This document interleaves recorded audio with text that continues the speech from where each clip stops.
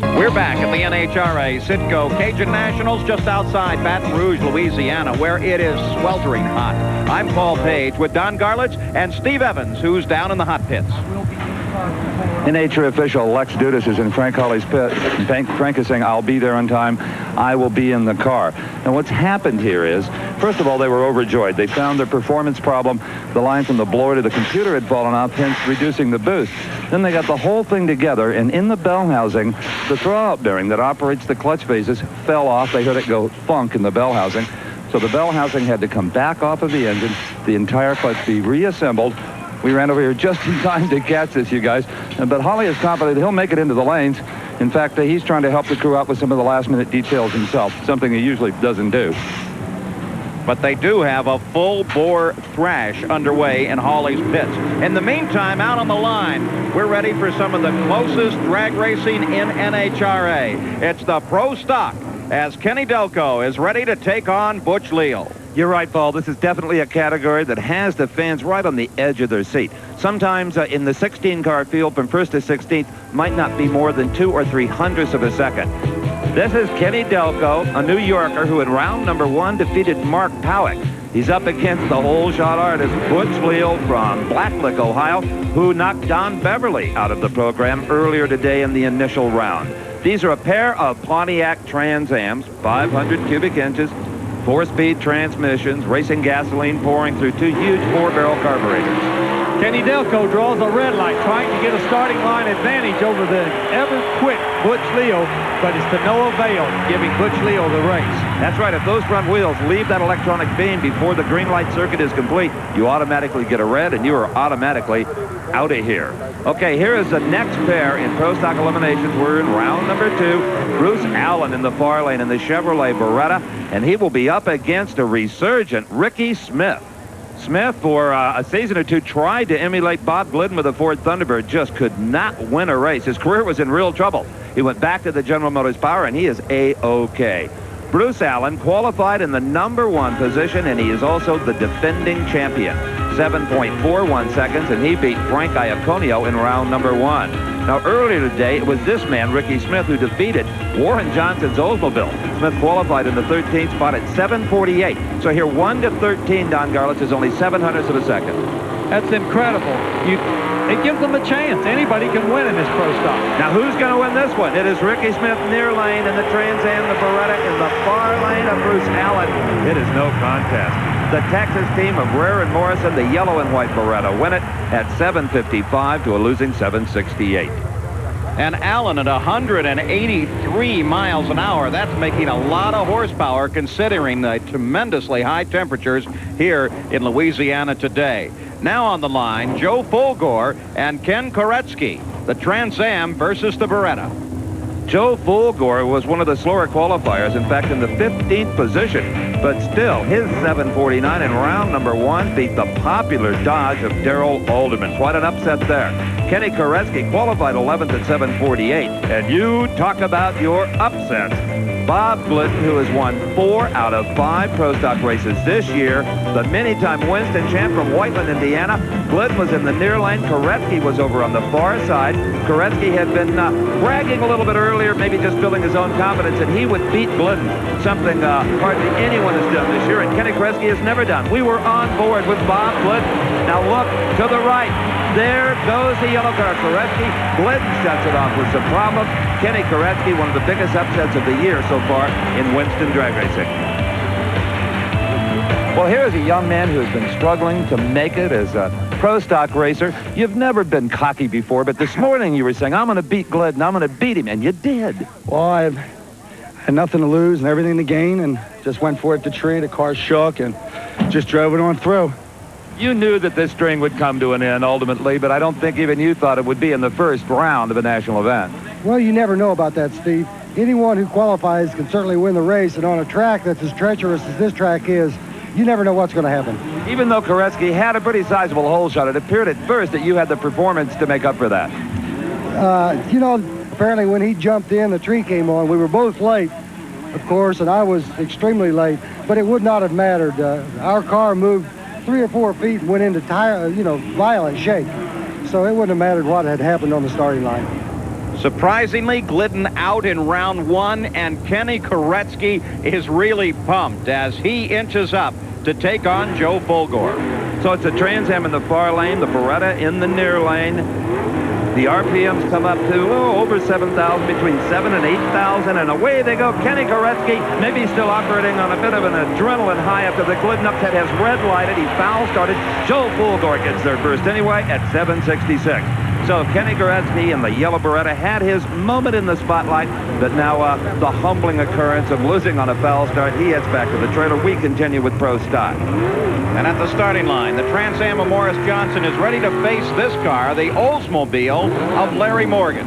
And you just saw that tire melting burnout. They sit there stationary for a few seconds before they release the line lock that holds the front brakes and crawl away from that smoke. So wonder they don't blow these tires right off of the wheels, the kind of heat that they create. Morris Johnson Jr., he's been in the NHRA National Event Victory Circle from Richmond, Virginia with his Trans Am. And here's Larry Morgan, who's a supreme engine builder and is making a lot of power with the Oldsmobile power plant. So it'll be Morgan in the near lane, and Mojo Jr., as some call him, including yours truly, will be in the far lane. This is a good matchup here. And a good, clean staging process. They both move up, get all 4 lights on, and away they go. Morgan in the Olds, Johnson the Trans Am. It is Oldsmobile by 3/4 of a car length. Larry Morgan, 751, 183 miles per hour to a losing 754. So that will set up the pairings for the semifinal round in Pro Stock. Larry Morgan will have lane choice over Butch Leo. Lane choice not as important for the Pro Stock cars as it is with the nitro burners. Bruce Allen, what a day he's having. Joe Fulgore will be in the opposite lane when the two get together in the semis. Allen will have the lane choice. Well, with the help of his wife, Claudia, Dick LaHaye gets ready for his semifinal matchup against Gene Snow. We're back at the NHRA Citgo Cajun Nationals, and in McCullough's pit, he's preparing for his contest against John Martin. Now, let's go to Steve Evans. One of my favorite things to do about this time in the afternoon when I get a break is to check in National Drag Racing's leading news weekly and see how the tricky tipster is doing. You know, kind of like the racing form. They handicap the competition. The identity of the tipster in 20 years has never been told, and it's a good thing today. For example, his pick and top fuel, Gary Ormsby, 2-1, out of here, first round. Funny car eliminator, Kenny Bernstein, good pick usually, 2-1, out of here, first round. Pro Stock eliminator, Bob Glidden, well, who would bet against him? Should have on this day. He's headed for the airport. Even the second pick in Pro Stock, Warren Johnson, is gone. So the tips are not having quite as hot a day as we are. And that's just one of many features and informative pieces in 150 pages, about an average size for a National Dragster. And the only way you get Dragster in your mailbox every week is to join the National Heartland Association. Call this number on the screen, and they'll throw in, free of charge, a copy of Decade of Thrills, the multi-award-winning home video hosted by yours truly and Dom the Snake Perdome. It originally sold more than the membership price. So do it right now and become a member of NHRA, and you too can critique the tricky tipster before every national event. It's kind of fun. Well, we blew it this time. Well, let's check him this time. Dick LaHaye is the tipster special, going off at 5-1, and he will face Gene Snow, who the tipster has in at 10-1. Well, this will be a real good race because LaHaye is a picture of consistency, and Snow hasn't won a race this year. But Snow is subject to pulling him out of the bag. He makes a lot of power if he can hook it up. So it is Dick LaHaye in the near lane, Gene Snow on the far side of the racetrack.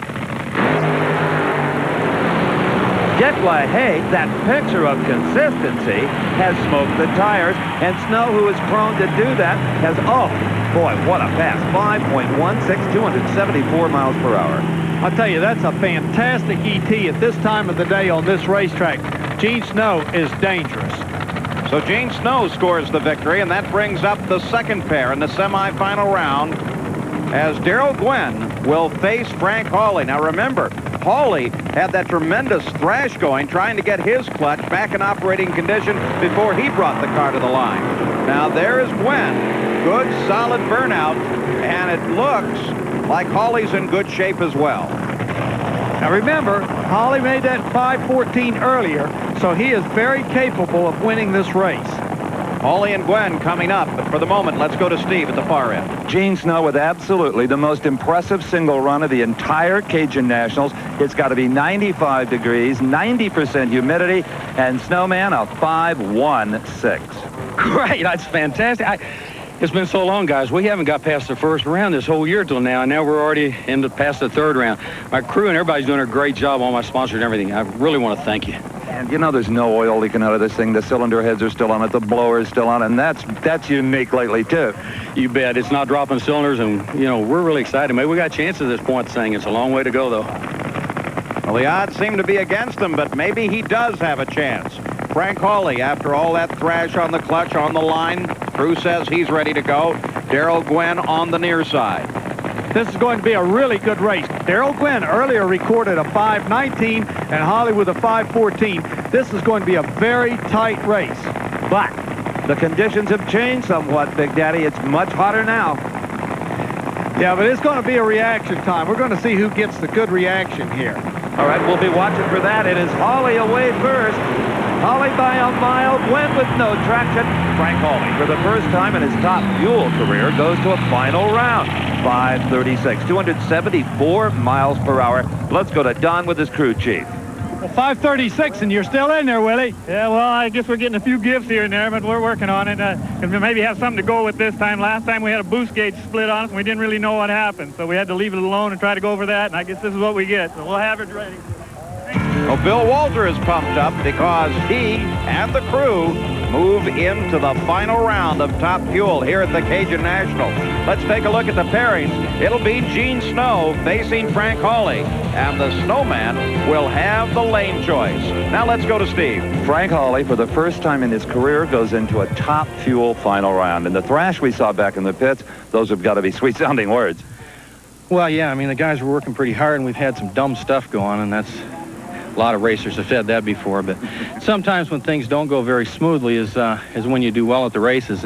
You know, I expected Darrell to be a real tough round. They're excellent racers, and no matter how we won it, I'm glad that we're in 5.36 is how you want it. Yeah, well, we definitely have a problem. We haven't found it, so whatever happened, we're going to have to find it for the final if we expect to win it. Okay, we'll let you go. So there may be some pressure in Hawley's pit. Not so back at Butch Leal's car. They're so ready, they're just waxing the car in the Louisiana heat.